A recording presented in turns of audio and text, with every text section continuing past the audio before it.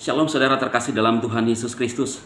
Senang kembali berjumpa dengan saudara dalam channel PSD. Doa dan harapan saya hari ini saudara senantiasa dipelihara dan ditolong oleh Tuhan kita Yesus Kristus. Amin. Nah, hari ini saudara kita memperingati hari kenaikan Tuhan Yesus, ya, di mana orang percaya memperingati bagaimana Yesus telah naik ke surga. Saudara, untuk apa Yesus datang ke dunia, kemudian mati, bangkit, lalu naik ke surga? Banyak orang yang tidak percaya tentang Yesus adalah Tuhan. Apakah Yesus datang kemudian hanya ingin jadi perdebatan untuk para agama-agama yang ada di dunia, saudara? Yesus datang punya tujuan, yaitu untuk menyelamatkan umat manusia. Dan saudara perlu tahu bahwa Yesus datang tidak memaksa saudara, tidak memaksa saya, siapapun tidak dipaksa oleh Tuhan Yesus untuk percaya kepada Dia.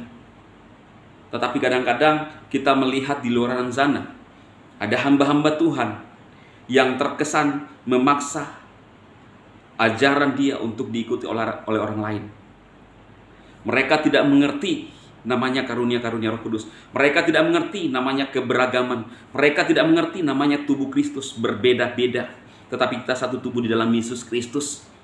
Bahkan ada seorang yang mengaku pendeta. Saudara, ini bukan channel nyinyir, tetapi bagaimana memberikan kabar baik kepada saudara supaya kita mengerti bahwa Tuhan datang untuk menyelamatkan umat manusia.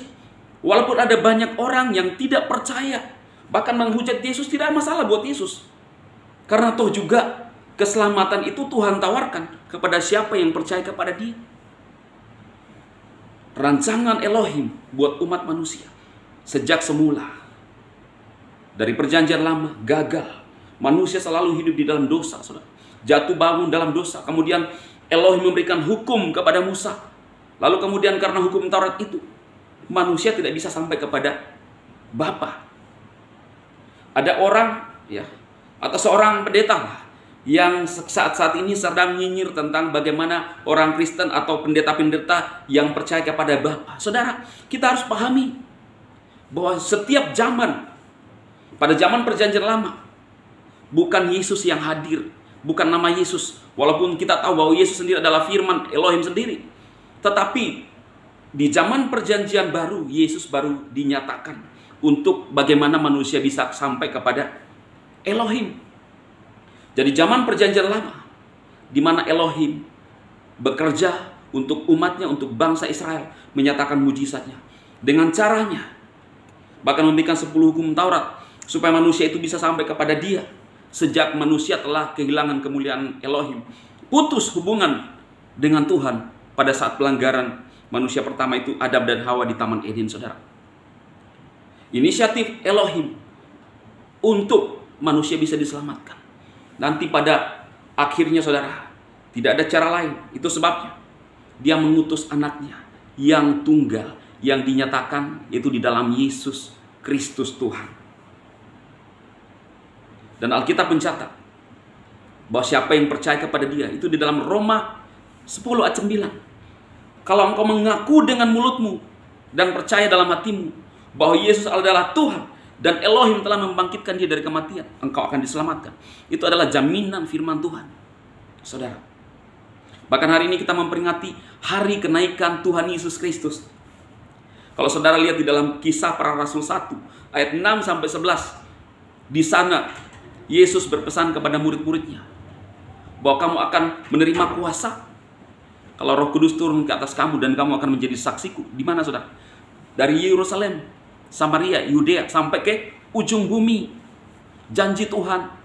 Jadi ketika Yesus terangkat ke surga, maka Dia memberikan janji kepada setiap orang, bukan cuma kepada murid-muridnya saat itu, bukan, tetapi berlanjut sampai kepada kita yang ada sampai hari ini. Roh Kudus itu dinyatakan. Inilah yang tidak bisa diterima oleh para kaum reform, sehingga terus menyinyir kekristenan karismatik, lalu merasa menganggap diri paling benar. Bahkan seorang pendeta yang muncul dengan aliran yang baru, yang menyesat-nyesatkan dan menjudge orang-orang karismatik, bahkan Protestan, bahkan Katolik, yang menyembah kepada Bapa, itu dia maksudkan. Siapa yang menyembah kepada Bapa, itu sesat katanya. Ini pemahaman yang keliru, saudara. Karena itu saya perlu luruskan kepada saudara, jangan mau disesatkan dengan ajaran-ajaran seperti ini. Jaminan firman Tuhan bagi kita bahwa ketika kita percaya kepada Yesus Tuhan, kita akan diselamatkan. Kita bisa berbeda pandangan tentang Tritunggal, saudara. Tetapi Tritunggal bukanlah menjadi penghalang untuk kita saling berdebat satu dengan yang lain. Kalau dia mengatakan bahwa Protestan, karismatik, Katolik itu masuk neraka karena menyembah Bapa. Di mana ada ayatnya, saudara, yang mengatakan bahwa ketika kamu menyembah Bapa, kamu masuk neraka? Tidak ada, saudara. Bahkan di dalam Matius pasal 6, di sana Tuhan Yesus mengajarkan bagaimana kita berdoa, Bapa kami yang di surga. Artinya Yesus sendiri mengajarkan kepada kita Bapa di dalam nama Yesus, karena Yesus pada saat itu dinyatakan sebagai manusia seutuhnya untuk menebus dosa manusia, saudara. Jadi saudara-saudara, biarlah saat ini menjadi momen di mana kita orang-orang yang percaya jangan terintimidasi dengan pernyataan-pernyataan yang mengaku pendeta-pendeta yang menyesat-nyesatkan, bahkan menjudge kita sebagai orang yang sesat, bahkan masuk neraka, saudara. Karena kalau kita tahu kebenaran mutlak bahwa keselamatan hanya di dalam Yesus, kita percaya bahwa kita diselamatkan. Tidak peduli kita denominasi mana, saudara. Karena Tuhan tidak pernah masuk ke dalam dunia ini kemudian membawa agama. Kekristenan lahir. Yang memberikan label kekristenan pada murid-murid Tuhan Yesus adalah orang-orang luar. Artinya apa? Pengikut Kristus, saudara. Tuhan tidak pernah mempromosikan dirinya bahwa saya adalah Tuhan yang khusus kepada orang Kristen. Bukan, saudara. Tetapi bangsa-bangsa, orang-orang yang dari luar memanggil pengikut Kristus saat itu bahwa ini adalah orang-orang Kristus. Kristen artinya pengikut Kristus, saudara. Saudara, kita tahu bahwa ajaran Yesus adalah ajaran kasih. Saya heran dengan beberapa pendeta-pendeta. Alkitab mengatakan bahwa kasihilah musuhmu. Ini adalah ajaran yang tertinggi. Buat manusia itu sangat sulit. Saya mau sampaikan bahwa bagaimana mereka mau mengikuti firman Tuhan, sedangkan bukan musuh mereka saja. Mereka sesat-sesatkan, mereka ejek-ejek. Bahkan ketika orang menerima karunia Roh Kudus, mereka ejek. Itu bukan musuh mereka, saudara.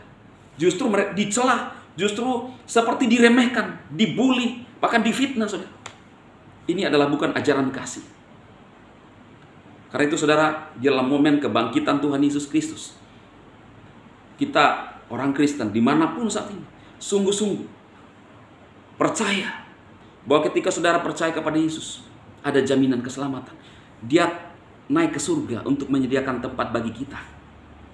Dan dia memberikan Roh Kudusnya kepada saudara yang tinggal, yang masih ada di bumi ini. Itu sebabnya di dalam firman Tuhan dikatakan bahwa rumahmu itu tempatmu, sebenarnya kita adalah warga kerjaan sorga. Tuhan menempatkan kita di dunia ini, saudara, untuk apa? Untuk menjadi saksi. Kita berdoa untuk orang lain, menyampaikan firman Tuhan. Terserah apakah orang mau percaya kepada Yesus Tuhan. Mungkin dengan melakukan mukjizat di dalam nama Yesus. Itu adalah bagian daripada bersaksi kepada dunia, saudara. Sehingga orang melihat bahwa kuasa Tuhan, mukjizat Tuhan Yesus nyata sampai saat ini lewat kuasa Roh Kudus yang ada di dalam hidup saudara dan saya. Biarlah firman Tuhan ini menjadi berkat buat kita semua. Pada momen kenaikan Tuhan Yesus, Dia menyediakan tempat buat kita semua, saudara. Amin, amin. Kita berdoa. Bapa, berkati firman-Mu untuk kami semua, Tuhan, menjadi rema dalam hidup kami. Berkati umat-umat-Mu yang ada di media sosial saat ini, di YouTube, di Facebook.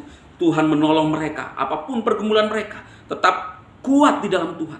Tidak goyah, tetapi semakin teguh kepercayaan mereka kepada Yesus Kristus sampai kepada kedatangan-Mu yang kedua kalinya, Tuhan. Terima kasih, Tuhan.